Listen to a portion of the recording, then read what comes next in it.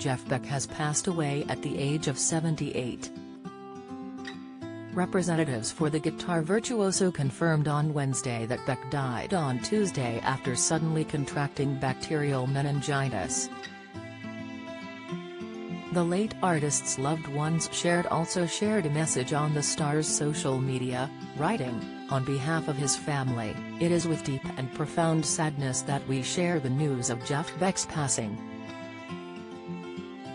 After suddenly contracting bacterial meningitis, he peacefully passed away yesterday. His family ask for privacy while they process this tremendous loss." The singer hit the headlines last year thanks to inviting Johnny Depp to appear on stage with him during several gigs on his UK tour, fresh from the actor being awarded $10 million following his defamation suit against his ex-wife Amber Heard. Founding member and guitarist for Black Sabbath Tony Iommi was one of the first to pay tribute to the late star on Wednesday, tweeting, "I was totally shocked to hear the very sad news of Jeff Beck's passing. Jeff was such a nice person and an outstanding iconic, genius guitar player. There will never be another Jeff Beck. His playing was very special and distinctively brilliant. He will be missed. R.I.P. Jeff." Tony. Gene Simmons added, "Heartbreaking news to report the late, great Jeff Beck has sadly passed. No one played guitar like Jeff. Please get a hold of the first 2 Jeff Beck group albums and behold greatness. R.I.P.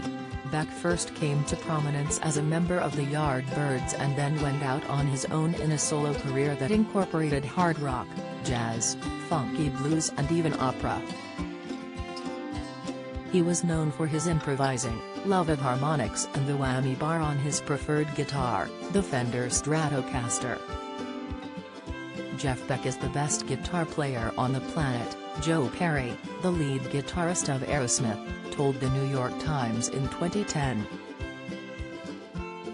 "He is head, hands and feet above all the rest of us, with the kind of talent that appears only once every generation or two." Beck enjoyed a close relationship with Hollywood actor Depp and performed with a Pirates of the Caribbean star, 58, several times last year. Jeff first invited his famous pal on stage with him in June, as a jury began deliberating their verdict in the actor's defamation case against his former spouse over in America.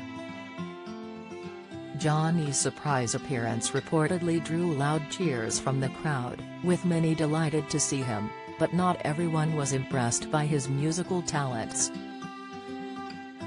Beck's friendship with the Edward Scissorhands star dated back to 2017 when the pair first met in the iconic guitarist's dressing room. Last year, Beck recalled their first meeting with fondness when he introduced Depp as a surprise performer at his Royal Albert Hall show in London. He said that Depp had come knocking on my dressing room door about 5 years ago and we haven't stopped laughing since. In 2020 the pair released their first musical collaboration together, the single Isolation, a cover of John Lennon's 1970 hit. But the pair had actually been collaborating for years before this. In 2019 they performed together at Eric Clapton's charity event in Texas.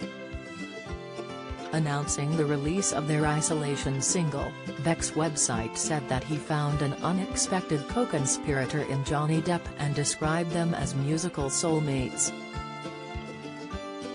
As the news of Beck's death broke on Wednesday, many from the music world paid tribute to the late rocker on social media. Kiss frontman Paul Stanley described the guitarist as one of the all-time guitar masters as he remembered his friend. Posting a picture of Beck on his Twitter, he wrote, "Wow. What awful news.